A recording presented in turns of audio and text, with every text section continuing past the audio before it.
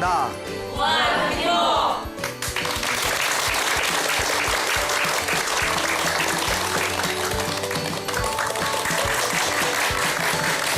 예, 만나서 반갑습니다. 광우 스님이라고 합니다. 여러분들, 우리가 행복하게 살아가기 위해서는 부처님께서 반드시 복이 있어야 된다라고 말씀을 하셨습니다. 그래서 우리가 주변에 일이 굉장히 잘 풀리는 사람들을 보면 아이고 저 사람은 복이 많은가 보구나 이런 표현 사용하시죠. 네. 그리고 뭐 살아가면서 일이 잘 안 풀리면 아이고 전생에 좀 박복했나 보구나, 복을 안 지었나 보구나, 지지리도 복이 없구나 이런 표현 쓰지 않습니까? 네. 예, 왜 찔려요? 갑자기 웃으셔서.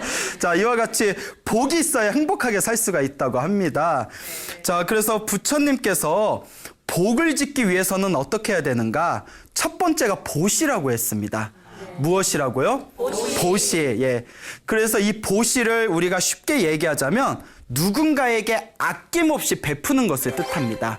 누군가에게 아무런 대가 없이 아낌없이 베품으로써 그 강력한 선업과 공덕과 복의 힘이 생기고 그 보시의 공덕으로 인하여 다음 생이든 다다음 생이든 행복한 삶을 영위하게 될 것이다 라고 경전에 무수하게 이런 보시공덕에 대한 이야기가 나옵니다. 부처님, 2600여 년 전 이 세상에 출현하셨던 석가모니 부처님 밑에는 수많은 불제자들이 있었습니다. 그 중에 뭐 지혜제일도 있었고 신통제일도 있었고 뭐 머리가 똑똑한 총명제일, 다문제일도 있었고 등등 수많은 제일이라는 칭호를 이제 가지게 된 수많은 불제자분들이 계셨는데 그 중에 부처님의 여자 신도 중에 보시제일이라고 불리우던 여자 신도가 있었습니다. 그 보시제일이라고 불리우던 여자 신도의 이름이 바로 위사카입니다. 뭐라고요? 위사카. 예, 위스키 아닙니다. 예, 위사카라고 불립니다. 오늘은 석가모니 부처님의 여자 신도들 중에서 보시제일이라고 불리웠던 위사카에 대한 이야기를 여러분들에게 조금 재미난 부분들을 뽑아서 이야기를 들려드릴까 합니다. 요 위사카는 2600여 년 전 부처님, 석가모니 부처님이 살아계시던 당시에 이 세상에 태어나게 되었는데 위사카는 굉장히 아름다웠답니다. 엄청나게 예뻤대요. 그런데 또 머리가 엄청나게 지혜롭고 총명했답니다. 예, 좀 짜증나죠? 예쁜데 머리도 좋아.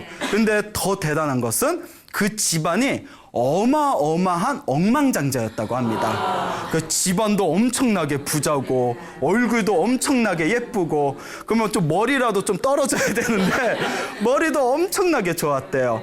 그래서 이것을 가리켜서 위사카는 그만큼 전생에 무엇을 많이 지은 사람이다?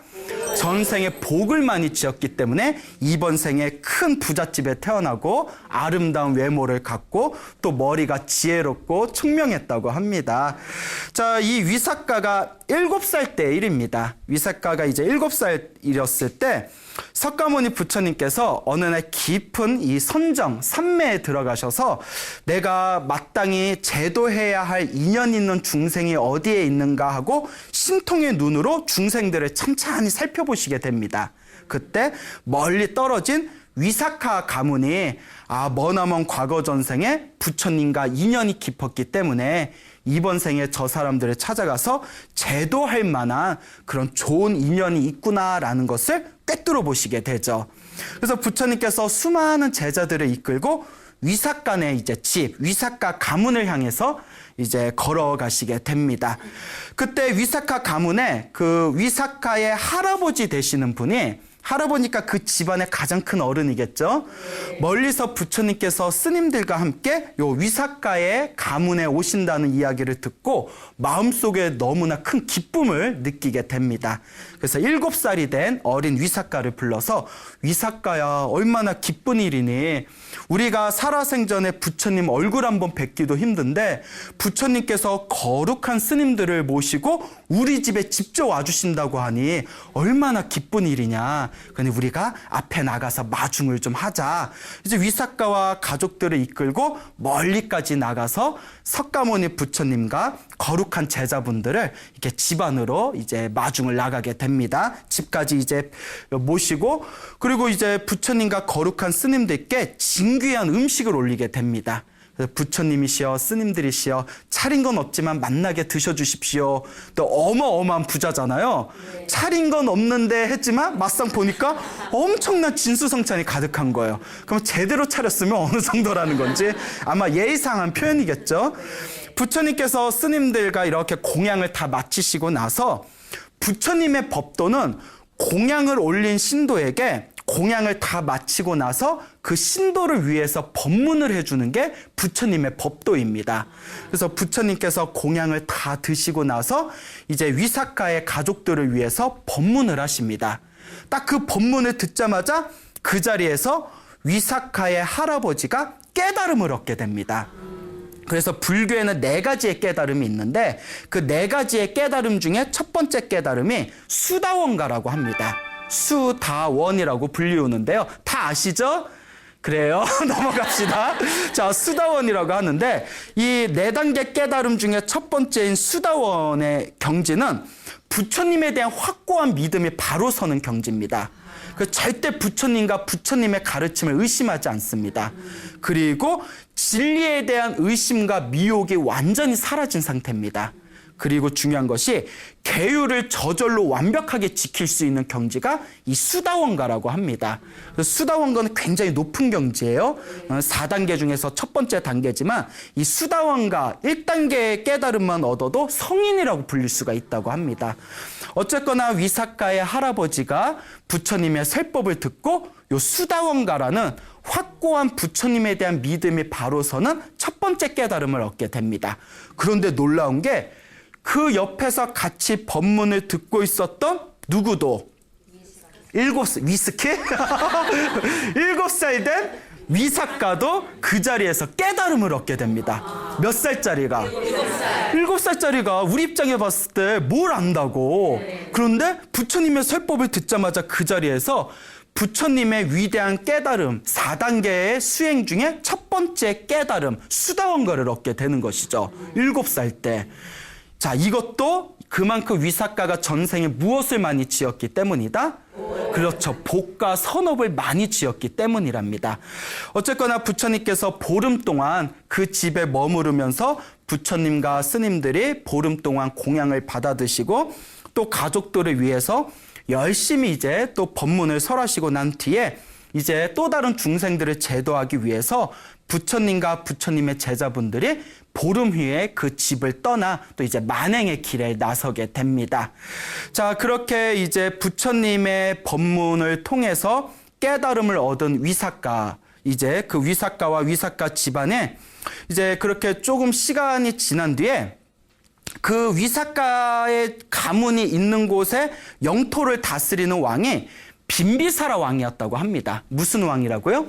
빈비사라 왕. 근데 빈비사라 왕 옆에 친하게 지내던 왕이 있었는데 그 왕의 이름이 빠세나디 왕이었대요.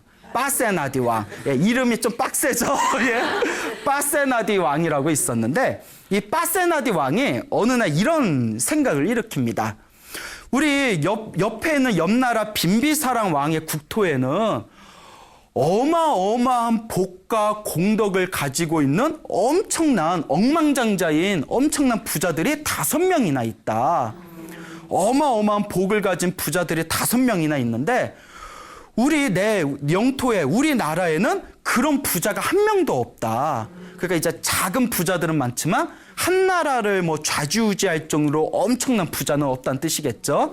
야, 내가 자존심이 너무 상하다. 그러니 빈비사라 왕한테 가서 그대는 어마어마한 억만장자가 5명이나 있으니까 그 부자 한 명만 나한테 다오라고 부탁을 해야 되겠다. 이제 이런 욕심이 일어나게 됩니다.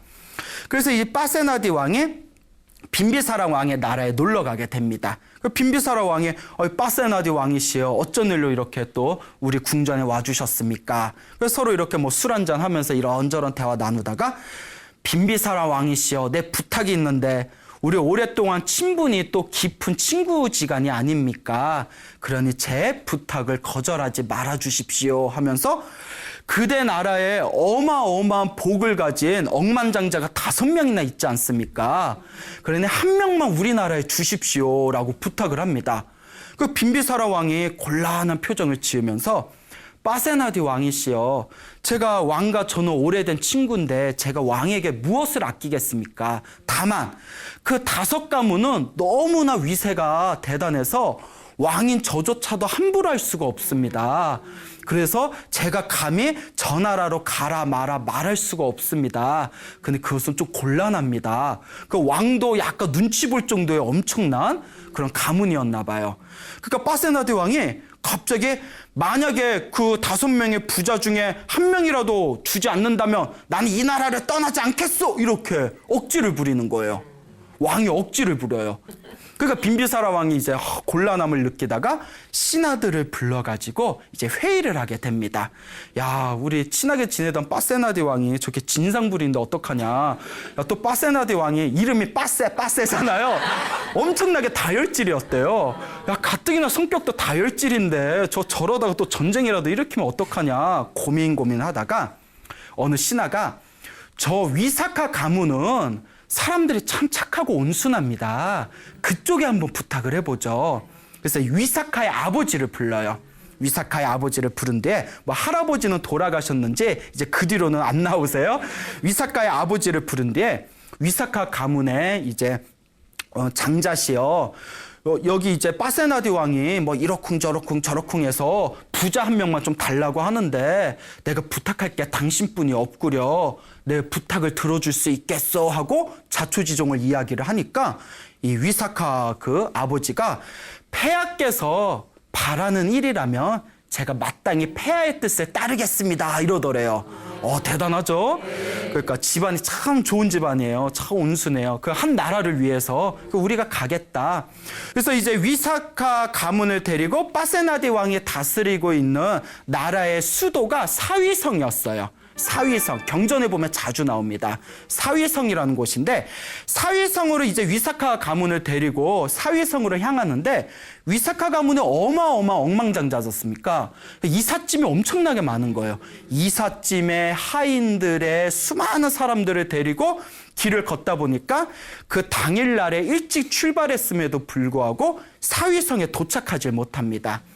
그래서 중간에 어느 아름다운 동산에서 사람들이 밤에 불을 지피고 야영을 하게 됩니다. 근데 이제 밤에 하늘에 싹 별이 떠 있고 찬찬한 그런 바람이 싹 불어오는데 요 위사카의 아버지가 동산을 둘러봤더니 너무 동산이 아름다운 거예요. 그래서 이제 왕에게 여쭙니다. 빠세나디 왕이시여, 이 동산은 누구의 땅입니까? 그 빠세나디 왕이 내 땅이지 뭐 이랬겠죠. 내 땅이지 좋지? 내 땅이야 뭐 이러면서 그러면 왕이시여, 사위성을 우리가 사위성에 들어가면 사위성은 인구도 많고 도시라서 번잡한데 저희들은 식솔도 굉장히 많습니다. 이렇게 수많은 사람들을 데리고 저희 가문이 사위성에 들어가면 굉장히 복잡하고 번잡할 겁니다. 그럴 바에야 만약에 왕께서 허락해 주신다면 이 땅에다가 저희들 가문의 주거지로 삼고 싶습니다 라고 청을 올려요. 그 빠세나디 왕은 어쨌거나 자기 영토 안에 부자가 있으면 되는 거니까 아이고 뭐 자네가 원한다면 이렇게 따라와 준 것만도 고마운데 그러면 이 동산을 자네에게 선물로 내리겠어 이러는 거예요. 야, 그 통이 커? 네, 통이 커요. 그래가지고 이제 그 아름다운 동산을 위사카 가문에 넘겨주고 위사카 가문은 그곳에다가 자기네 가문들이 살 수 있는 마을을 만들어서 그곳을 이제 주거지로 삼아서 살아가게 됩니다. 자, 그와 같이 이제 위사카 가문이 그 동산에다가 이제 가문들이 살 수 있는 가문의 식솔들이 살 수 있는 마을을 만들고 이제 몇 년이 훅 지나게 됩니다. 몇 년이 지나게 된 뒤에 그 빠세나디 왕이 다스리는 사위성에 미가라라는 이름을 가진 부자가 있었어요. 미가라라는 이름을 가진 아주 큰 부자가 있었는데 인도에서는 부자를 흔히 장자라고 표현합니다. 장자. 부자의 다른 표현이에요. 자, 그래서 이 미가라 장자가 아들이 하나 있었는데 아들이 결혼을 안 하는 거예요. 인도의 국법은 후손이 없어서 재산을 넘겨주지 못할 경우 나라로 다 돈이 귀속이 되거든요. 그래서 자기가 엄청난 부자인데 아들이 결혼을 안 하니까 아들한테 사정합니다. 결혼을 해라. 네가 원하는 여자가 있으면 데려와라. 뭐가 문제냐. 그 아들이 결혼할 마음이 없는 독신주의자였나 봐요. 뭐 그랬봐요. 그 뭐 출가하든가. 자, 어쨌거나. 자, 그래서 이제 결혼을 하기 싫은데 아버지가 자꾸 결혼하라니까 5가지 조건을 이제 이야기를 합니다. 아버지, 이 5가지 조건에 부합되는 여자가 있다면 제가 결혼하겠습니다. 첫째, 머릿결이 아름다워야 됩니다. 예, 머릿결이 아름다워야 됩니다. 2번째, 살이 아름다워야 됩니다. 살덩어리가 아름다워야 됩니다. 예, 뭐 변태야. 예. 자, 3번째, 갈수록 이제 전입가경이에요. 뼈가 아름다워야 됩니다. 뼈가 아름다운 거 어떻게 봐야 돼요? 이렇게 살을 갈라서 봐야 되나? 뼈가 아름다워야 됩니다. 4번째, 피부가 또 아름다워야 됩니다. 피부가 아름다워야 됩니다. 그 다음에 5번째, 젊음의 아름다움을 갖춰야 됩니다. 젊음의 아름다움이 그 주석서에 보면 재미나게 풀이를 해놨어요. 뭐라고 돼 있냐면, 충격 먹지 마세요. 어느 여인이 있는데 여인은 아이를 낳으면 급속도로 노화가 된답니다. 근데 젊음의 아름다움은 다들 느끼시잖아요. 젊음의 아름다움은 아이를 10명을 낳아도 안 낳은 것 같은 젊음을 가지고 있는 거. 이게 젊음의 아름다움이랍니다. 그러니까 머릿결이 아름다워야 되고, 살이 아름다워야 되고, 뼈가 아름다워야 되고, 피부가 아름다워야 되고, 젊음의 아름다움을 갖춰야 되고. 우리 같으면 너 그냥 혼자 살아. 너 그냥 혼자 살아라. 예? 이랬을 텐데 아버지는 어떻게든 결혼시키고 싶잖아요. 8명의 지혜로운 바라문을 모읍니다. 8명의 지혜로운 바라문들에게 이런 5가지 조건을 갖춘 여인을 좀 구해 주십시오 하니까 바라문들도 그냥 혼자 살라 그러지. 그런 여자를 어디서 구하냐고. 찾다 못 찾아서 야, 포기하고 우리 고향으로 돌아가자 하고 가는 길에 우연히 위삭과 가문이 있는 그 마을에 들어가게 됩니다. 뭔가 촉이 오시죠? 자, 이제 위삭과 가문에 딱 들어갔는데 그날따라 마을에 축제였대요. 그래서 수많은 선남선녀들이 마을의 공터에 모여서 막 뭐 히히히 호호호 하면서 막 이렇게 놀고 있는데, 자, 그런데 갑자기 하늘에서 소나기가 막 퍼붓기 시작했대요. 큰 비가 쏟아붓기 시작하니까 이 8명의 바라문들이 마을회관에 가서 비를 피하기 시작했답니다. 그래서 마을회관에서 비를 피하고 있는데 그때 위삭가의 나이가 16살이었다고 합니다. 이제 몇 년이 지난 거죠. 거의 10년 가까이 지난 거죠. 그래서 이제 16살이던 위삭가가 500명의 시녀들과 함께 축제를 즐기다가 하늘에서 막 비가 퍼부으니까 이제 비를 피하기 위해서 마을회관으로 막 걸어가기 시작했어요. 그런데 다른 시녀들과 여자들은 그 비를 피하기 위해서 막 뛰어가는데 위삭가 뭐 혼자 비를 홀딱 맞으면서 천천히 걸어가는 거예요. 비가 오든가 말든가. 그래서 이제 그 비 사이로 막 가는 거예요. 비 사이로 막 가. 이렇게 비 사이로 천천히 걸어가는데 멀리서 비를 맞으면서 걸어오는 위삭가가 마치 한 줄기 이슬을 머금은 수선화와 같이 보였대요. 뭐 실제로 봐야 알지 우리가. 그래서 8명의 바라문들이 저 여자다, 저 아이다, 그 5가지의 아름다움을 갖춘 여인은 바로 저 여인이다. 그래서 그 여인이 천천히 마을회관에 걸어온 걸 보고 야, 저 여자가 어떤 심성을 가지고 있는지 우리가 한번 떠보자라고 이제 서로 의견을 모읍니다. 그 8명의 바라문들이 저것 봐라. 비가 오는데 옷이 홀딱 젖었는데도 설렁설렁 걸어오는 거 한번 봐라. 여자가 저렇게 게을러가지고 저런 여자하고 결혼한 남자는 뭐 살아생전에 어디 뭐 씨앗 빠진 죽이나 얻어 먹겠냐? 이런 식으로 들으라고 딱 얘기를 던졌어요. 우리 같으면 뭐야? 뭐 웬열? 막 이러면서 어머 아저씨 나한테 한 얘기예요? 응? 위삭가가 이제 침착하게, 그렇죠? 요새도 막 올리잖아요. 그런 거 사진 찍고 막 올리잖아요. 침착하게 그 8명의 바라문들한테 저 들으라고 하신 말씀입니까? 하더니 제가 온몸에 비를 맞아서 옷이 젖었는데도 뛰지 않은 이유가 있습니다. 그 바라문들이 무슨 이유 하니까 이 세상에서는 뛰면 손해보는 4종류가 있습니다. 첫째는 왕입니다. 왕이 뛰어다니면 백성들이 우리 왕은 채통 없이 평민처럼 저렇게 뛰어다니는구나 하고 비난을 할 것입니다. 그래서 왕은 뛰지를 않습니다. 두 번째는 왕의 큰 행사에 의전용으로 사용하는 코끼리입니다. 코끼리에다가 장신구를 잔뜩 짊어지게 한 뒤에 위험 있게 천천히 걸어가며 백성들이 다들 그 위험스러운 코끼리의 모습에 박수를 치고 감탄을 합니다. 근데 코끼리가 마구 뛰어다니며 저 코끼리가 미쳤나 하고 사람들이 다들 두려워하고 비난을 하게 됩니다. 그러니까 뛰면 손해보는 두 번째 종류는 코끼리입니다. 세 번째는 스님입니다. 스님이 천천히 이렇게 자신의 마음을 챙기면서 걸음을 옮기셔야 되는데 마구 뛰어다니면 사람들이 저 스님은 속인들, 머리를 기른 속인처럼 채통 없이 마구 뛰어다니는구나 라고 비난을 합니다. 자, 네 번째 뛰면 손해보는 것은 바로 여자입니다. 부모님이 딸을 낳고 나서는 금지 오겹처럼 키웁니다. 그런데 시집도 가기 전에 그 딸이, 그 아가씨가 혹시라도 뛰어다니다가 다치게 되면 부모님께 큰 누를 끼치게 되는 것입니다.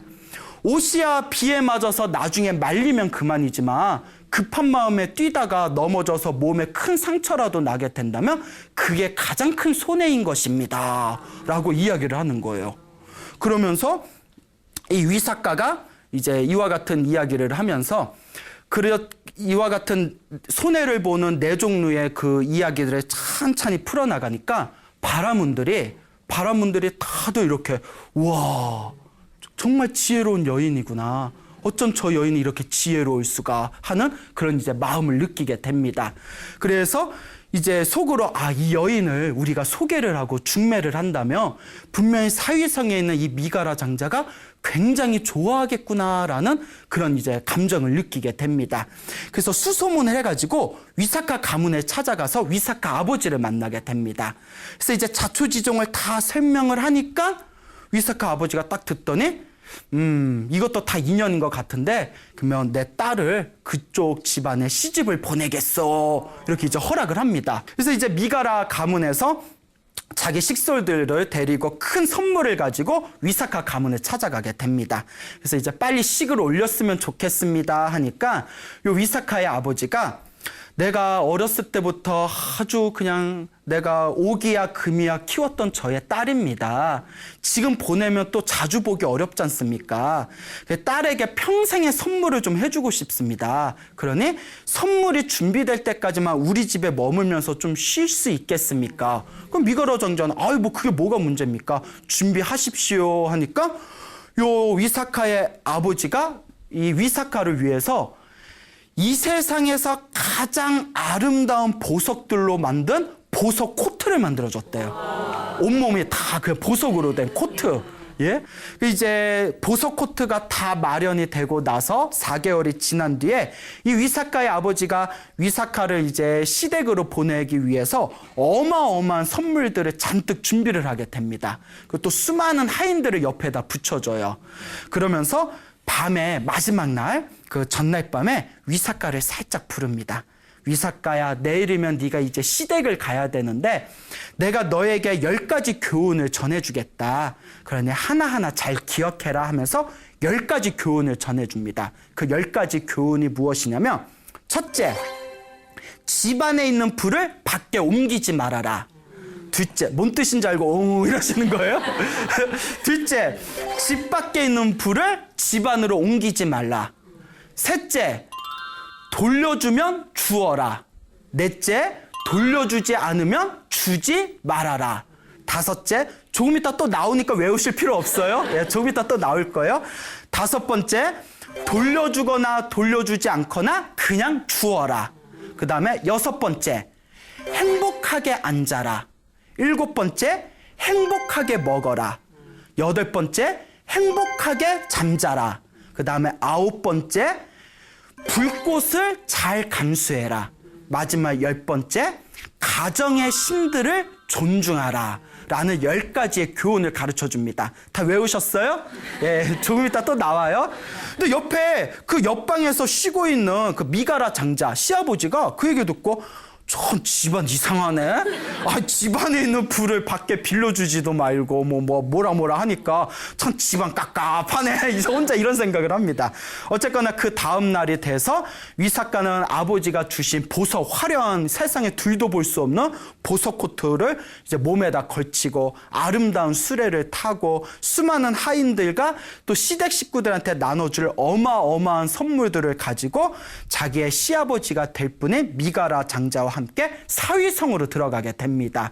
사위성으로 들어갔을 때, 야, 미가라 장자가 저 위사카 가문의 그 유명한 그 위사카라는 그 여인네를 며느리로 삼아서 지금 오고 있대. 이런 소문이 퍼지니까 사람들이 다들 그 도시에 나와가지고 위사카의 행렬을 다들 쳐다보면서 그 어마어마한 모습에 다들 감탄을 했다고 합니다. 자, 어쨌거나 이제 위사카가 사위성의 미가라 장자의 집에다 이제 시댁이죠. 거기다 이제 짐을 다 풀고 아직은 정식 결혼식을 안 올렸잖아요. 이제 정식 결혼식을 올리기 위해서 인도는 결혼식을 굉장히 크게 한답니다. 그래서 몇 날 며칠 동안 결혼식 준비를 하고 그동안은 이제 위사카가 미가라 장자 집에서 이제 방 하나를 얻어서 아직 정식 결혼을 안 했으니까 신랑이랑 합방은 하지 않고 혼자 이렇게 지내면서 집안일을 도와주고 있었답니다. 근데 이 미가라 장자는 종교가 있었는데 어떤 종교냐면 옷을 홀딱 벗은 나체 수행자를 섬기는 종교인이었다고 합니다. 지금도 인도에 보면 옷을 몸에다 실 한 오라기도 걸치지 않고 옷을 홀딱 벗고 다니는 나체 수행자들이 있거든요. 그래서 뭐 자이나교나 이런 종교가 있는데 그런 나체 수행자를 모시고 있는 종교의 그런 어떤 신도였다고 해요. 그래서 이제 이 미가라 장자가 자기 이제 며느리 될 사람이 워낙 잘나내니까 자기가 존경하는 스승님들께 자랑하고 싶어서 나체 수행자들 수백 명을 집안에 모셨답니다.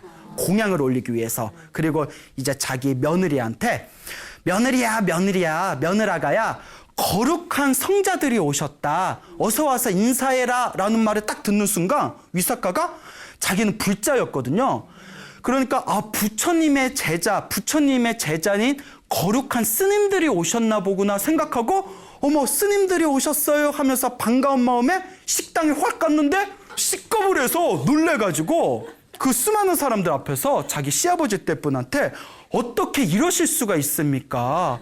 거룩한 성자분들이 오셨다고 해서 기쁜 마음으로 여기 왔더니 저렇게 예의도 모르고 부끄러움도 모르는 남정네들한테 저를 소개한단 말입니까? 그러면서 뭐 시아버지 미왕이 뭐 이러면서 자기 방으로 막 울면서 뛰어가게 됩니다. 그러니까 그 나체 수행자에 난리가 난 거예요. 자기네들 자존심이 상했겠죠?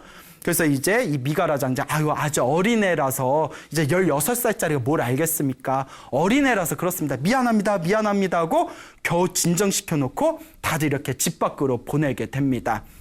그러니까 너무 힘들어가지고 야, 이게 웬 날벼락이냐 싶은데 갑자기 허기가 져서 그 식당에 앉아가지고 이렇게 따끈한 우유죽을 먹고 있었대요.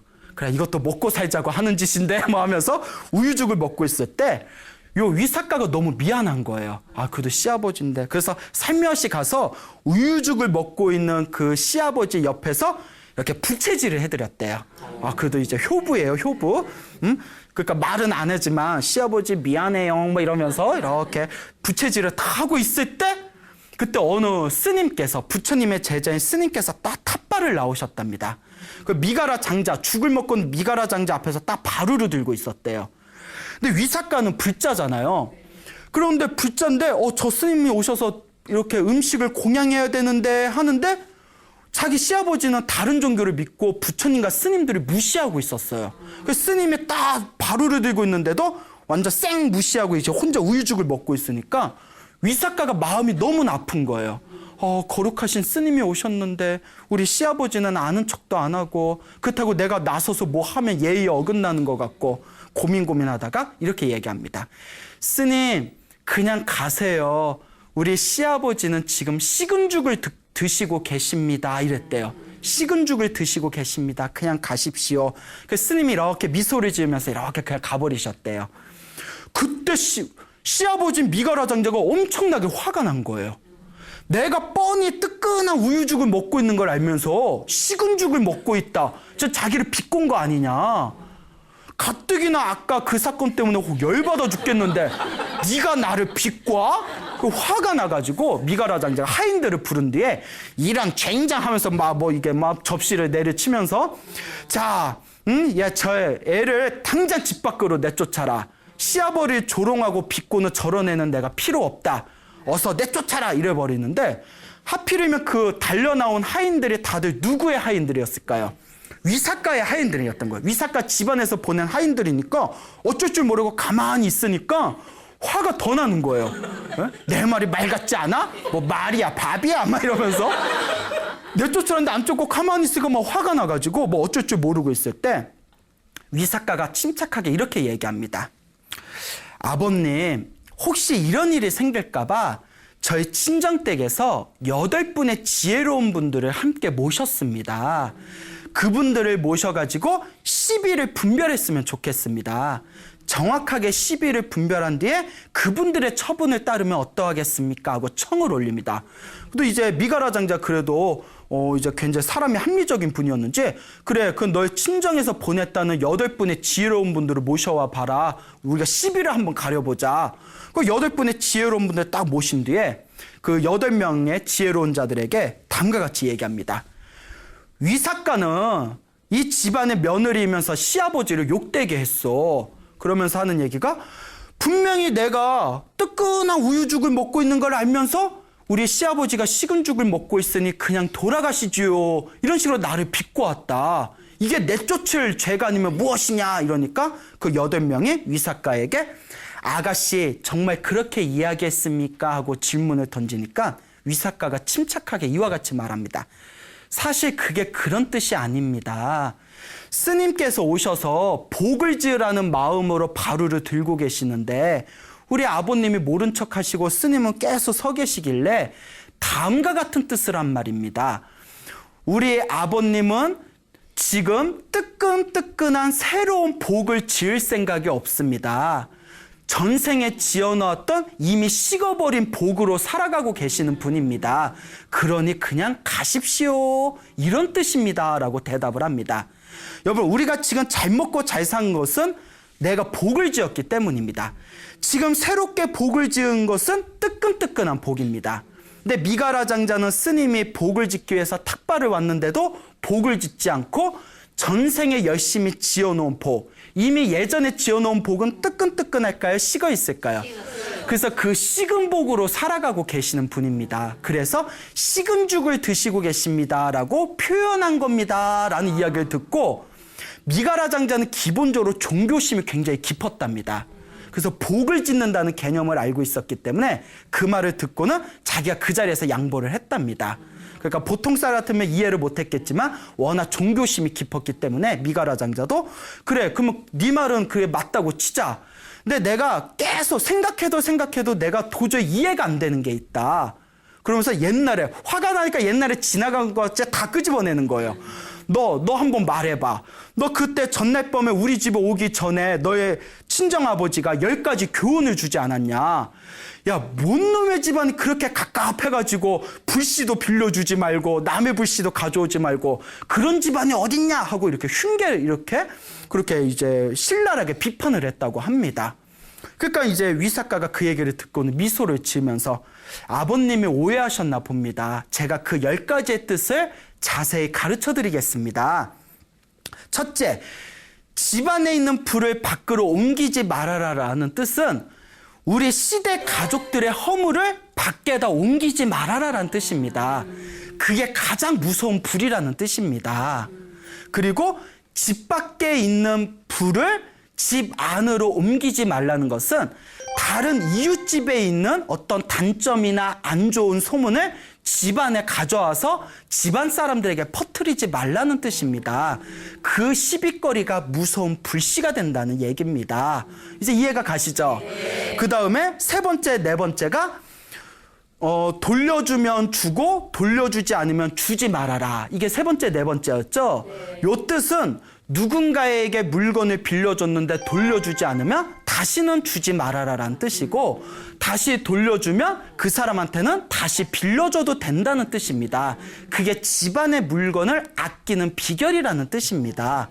그러니까 그 다섯 번째, 돌려주든 돌려주지 않든 그냥 무조건 주어라. 그거는 또 무슨 말이냐? 말이 안 되지 않냐? 이러니까 그건 그 뜻이 아니라 친한 친구나 가난하고 힘든 사람이나 주변의 이웃들에게는 그 사람이 보답을 하든 보답을 하지 않든 그냥 베풀어라 라는 뜻입니다. 그러니까 받든 보답을 받든 받지 않든 그냥 베풀어라 라는 뜻이 되겠습니다 하니까 그 말도 맞는 거예요. 그리고 행복하게 앉아라 라는 뜻은 집안의 어른들을 대할 때 언제 일어나야 되고 언제 앉아야 되는지를 명확하게 이해해라 라는 뜻이고, 행복하게 먹어라 라는 뜻은 내가 먼저 먹기 전에 집안의 어르신들께서 먼저 드셨는지 살펴본 뒤에 음식을 먹어라 라는 뜻입니다. 그리고 행복하게 잠자라 라는 뜻은 집안의 어른들께서 편안하게 잠자리에 드셨는지를 확인하고 잠에 들어라 라는 뜻입니다. 그리고 불꽃을 잘 간수하라는 뜻은 집안에 있는 가족들을 잘 모셔라. 왜냐? 집안에 있는 가족들을 불꽃과 같이 섬세하게 잘 모시라라는 뜻입니다. 그리고 마지막에 가정의 신들을 존중하라라는 뜻은, 가정의 신들은 바로 누굽니까? 가족이지 않습니까? 가족을 신과 같이 모셔라라는 뜻입니다. 이 얘기를 들으니까 너무나 맞는 말이에요. 그 순간 미가라 장자의 머릿속에 싹 스쳐가는 내용이, 그동안 자기하고 며칠 동안 살아오면서 며느라기의 모습을 봤더니 그 10가지의 언행이 딱 일치가 된 걸 느끼게 됩니다. 아이고, 이렇게 지혜로운데 내가 그걸 오해했구나. 그때 위사카가 한 성깔이 있어요.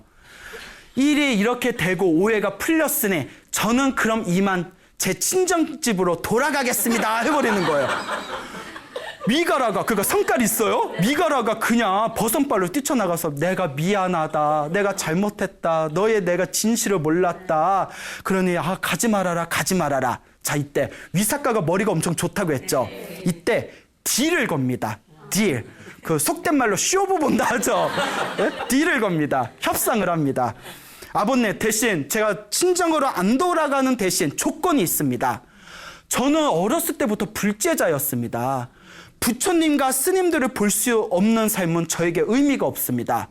제가 부처님과 스님들을 제 마음대로 공양 올리고 법문을 들을 수 있도록 저에게 그 자유를 주십시오라고 청을 하니까 너무나 이제 며느라기가 너무나 소중하잖아요. 그래, 네가 원하면 네 마음대로 다 해라. 너 마음대로 부처님과 스님을 모셔라. 그러니 내 집에서 떠나지만 말아다오라고 이야기했다고 합니다. 그래서 며느리 사랑은 누구예요? 시아버지입니까? 자, 그래서 기쁜 마음으로 요 위사카가 부처님과 스님들을 그 다음날 모십니다. 그 엄청난 진수성찬을 차리게 됐을 때 미가라 장자가 모시고 있던 나체 수행자들 수백 명 이 소식을 듣고 집안에 난입을 한 거예요. 왜냐하면 잘못하다 미가라 장자가 부처님 신도가 돼버리면 자기는 정말 이런 얘기하면 좀 안 좋은 얘기지만 돈줄이 끊기는 거거든요. 엄청난 후원자인데 안 돼. 당신 며느리가 공양 올리는 거에 우리가 안 말리지만 너는 가면 안 돼 하고 붙드는 겁니다. 그러니까 이 시아버지 미가라가 며느리를 불러서 이 상황을 보면 알겠지만 나는 못 갈 것 같다. 네가 공양을 따로 올려다오. 나는 여기 이분들을 좀 진정시키고 있겠다. 그래서 며느리가 그러면 제가 알아서 공양 올리겠습니다 하고 부처님과 스님들을 모셔놓고 공양을 정성껏 올린 뒤에 공양이 다 마치고 나서 부처님께서 부처님의 법도대로 이제 집안 사람들에게 법문을 하게 됩니다. 그때 이제 며느리인 위사카가 아버님, 부처님이 법문하시는데 법문이라도 들으시죠 하니까 그 나체 수행자들 붙들고 있으니까 안 되잖아요. 그러면 옆에 커튼 하나를 쳐놓고 커튼 밖에서 내가 들을 테니까 그냥 법문, 너희들끼리 법문 들어라. 난 커튼 밖에서 그냥 듣고 있을게. 왜냐면 나체 수행자에 못 가고 붙드니까. 그 커튼 밖에서 그냥 이렇게 듣고 있을게. 얼굴 못 봐도 음성으로 들으면 되지. 뭐 음성 지원 막 이래가지고. 그런데 부처님에게는 신비한 능력이 있답니다. 여러분 혹시 이런 경험 있습니까? 달 밑에 걷고 있으면 달을 이렇게 보면 계속 달이 나를 따라오는 것 같은 착각을 일으킬 때 있죠. 그래서 애기들 데리고 가면 애기들은 엄마 달이 자꾸 날 따라와. 나 왜 따라오는 거야 하면 네가 예뻐서 달님이 따라가는 거야. 기억나시죠? 예, 그때가 좋았죠. 자, 그래서 수많은 사람들이 달을 보면 자기를 따라오는 것 같이 느끼듯이 부처님의 설법을 들으면 그곳에 있는 수많은 사람들은 부처님이 자기한테 설법하는 것처럼 느낀답니다. 부처님은 그런 신비한 능력이 있으셨대요. 부처님이 커튼을 사이에 두고 부처님이 사람들한테 법문을 했을 때 미가라 장자는 커튼 밖에서 귀로만 듣고 있지만 마치 부처님이 자기 앞에서 오직 자기만을 바라보면서 법문하는 것 같은 강력한 믿음을 일으키게 됩니다. 그리고 부처님의 법문이 끝나는 순간 그 자리에서 깨달음을 얻게 됩니다. 깨달음을 얻는 순간 눈이 확 밝아지고 마음에 있었던 부처님에 대한 어떤 의심과 미혹이 우수수수수 무너지면서 확고한 부처님에 대한 믿음이 바로 서게 됩니다. 그 기쁨을 잊지 못하고 커튼을 딱 찢어버려요. 커튼을 찢어버리면서 며느리한테 달려갑니다. 며느리 위사가한테 수많은 사람들이 보는 데 앞에서 이와 같이 얘기합니다. 위사가야, 이제부터 너는 나의 엄마다. 그대가 나의 어머니이다.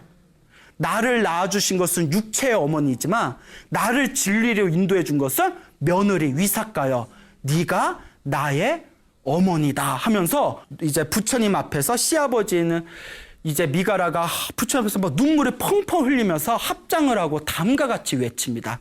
부처님이시여, 그동안 부처님께 공양을 올리면 무한한 복이 된다는 것을 저는 믿지 않았습니다.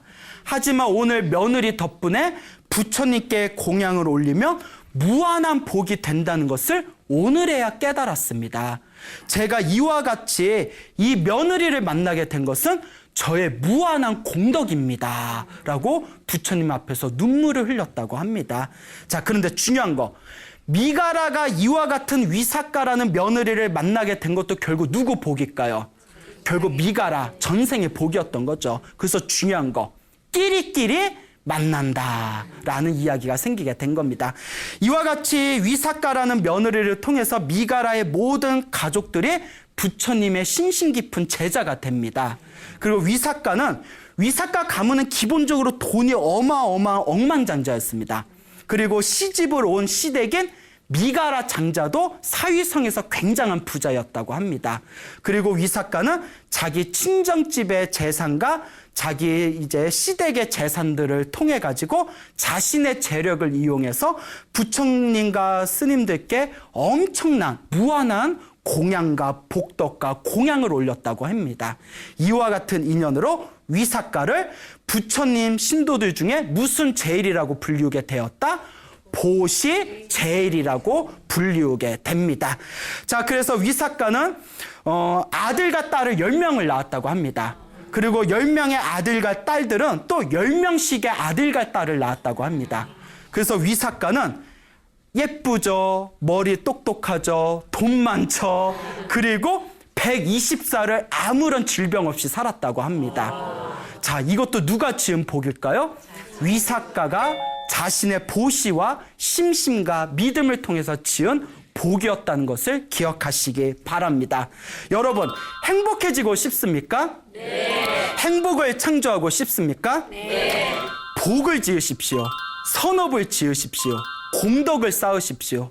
복과 선업과 공덕의 힘이 여러분들을 진정한 행복의 길로 이끌어 줄 것입니다. 여기서 마치겠습니다. 소중한 나. 무한한 행복.